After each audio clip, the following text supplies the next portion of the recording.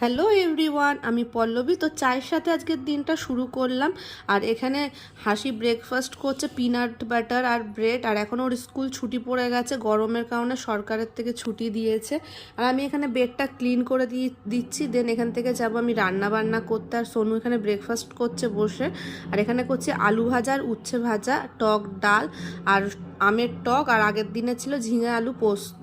তো এতটাই গরম পড়েছে, আমরা ডাইনিংয়ে বসে খেতে পাচ্ছি না, রুমেই সবাই বসে গেছে একসাথে দুপুরবেলা লাঞ্চ করতে। এখানে খাচ্ছে আর সবাই টিভি দেখছে। আর সোনুকে আমি খাইয়ে দিচ্ছিলাম।